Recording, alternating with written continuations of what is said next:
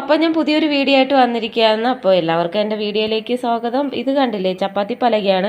കുറേ നാളിത് യൂസ് ചെയ്ത ഒരു ചപ്പാത്തി പലകയാണ്. ഇപ്പോൾ ഇത് കണ്ടില്ലേ, ഇതിനകത്ത് ചെറിയ ചെറിയ പ്രാണികളൊക്കെ വന്നിട്ട് ഇതിനകത്ത് ഹോളിട്ടേക്കുവാണ്. അപ്പോൾ ഇതൊരു തടിയുടെ ഒരു ചപ്പാത്തി പലകയാണ്. അപ്പോൾ കളയാനും എനിക്ക് തോന്നുന്നില്ല. ഇതെനിക്ക് ഇനി അമ്മ തന്നൊരു ചപ്പാത്തി പലക ആയതുകൊണ്ട് തന്നെ എനിക്കിത് കളയാനായിട്ട് തോന്നിയില്ല. അപ്പം ഞാൻ വിചാരിച്ചു ഇതിനകത്തൊന്ന് ഒരു പെയിൻറ്റ് അടിച്ച് കൊടുത്തിട്ട് നമുക്ക് വേറെ എന്തെങ്കിലും സെറ്റ് ചെയ്യാനായിട്ട് എടുക്കാം. അപ്പോൾ ഞാൻ ഈ ഒരു കളറാണ് പെയിൻ്റ് എടുത്തിരിക്കുന്നത്. ഒരു ബ്രൗണിഷ് പോലത്തെ ഒരു കളറാണ് എടുത്തിരിക്കുന്നത്. ഈ ഒരു തടിയുടെയൊക്കെ തന്നെ കളറാണ് വരുന്നത്.